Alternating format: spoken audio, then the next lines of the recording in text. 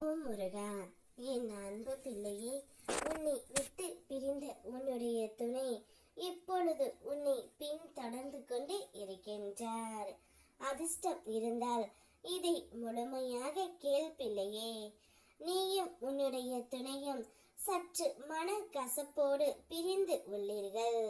பிரிந்து உள்ள சமயத்தில் கூட நீங்கள் இருவரும் ஒருவருக்கொருவர் நினைத்து கொண்டு தான் இருக்கின்றீர்கள்.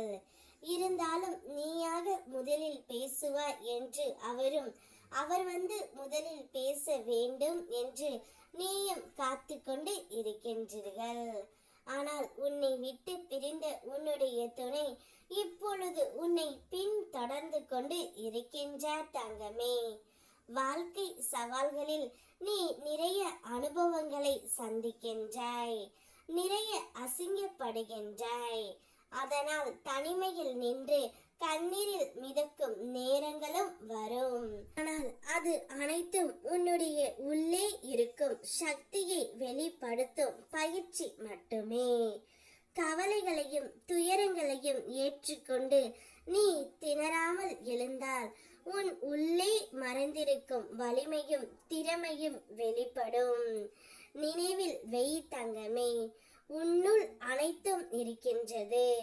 வேறு ஒருவர் உனக்கு ஆறுதல் தருவார்கள் என்று எதிர்பார்க்காமல் உன் உள்ளே உள்ள சக்தியை உணர்ந்து முன்னேறு. நான் எப்போதும் உன்னோடு இருப்பேன்.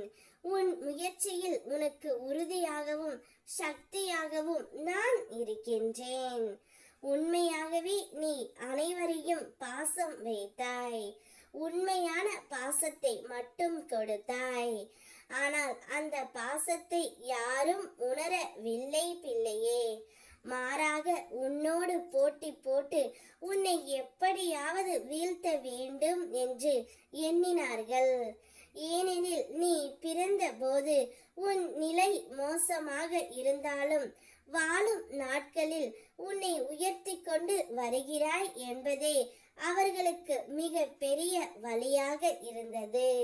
அதனால்தான் உன்னை தட்டி உன் பெயரை களங்கப்படுத்தி உன்னை நிலை குலைய செய்ய பார்த்தார்கள். நான் இதை உனக்கு பலமுறை உணர்த்தினேன். யாரையும் எப்போதும் பிடித்து வைத்து கொள்ளாதே என்று. உன்னை விட்டு விலகி சென்றவர்கள் உனக்கு செய்த மிக பெரிய நன்மையே அது. அது எந்த உறவாக இருந்தாலும் சரி, அவர்கள் ஒதுங்கினார்கள் என்றால் அதுவே உனக்கு பாதுகாப்பு. ஏனெனில் அப்படியே அவர்கள் விலகிய இடத்தில் நான் தான் உன்னை என் கரங்களில் ஏந்தி கொண்டு பாதுகாப்பாக வைத்திருக்கின்றேன். இனி உன்னை யாரும் வீழ்த்த முடியாது பிள்ளையே. என் அருளில் நீ பத்திரமாக இருக்கின்றாய். உன்னுடைய உயிரான துணைத்தான் இப்பொழுது உன்னை பின் தொடர்ந்து கொண்டு இருக்கின்றார். அவர் சொல்ல வருவதை நீ சற்று காதில் வாங்கிக்கொள். பிறகு எந்த ஒரு முடிவையும் நீ எடுக்கலாம். ஓம் முருகா.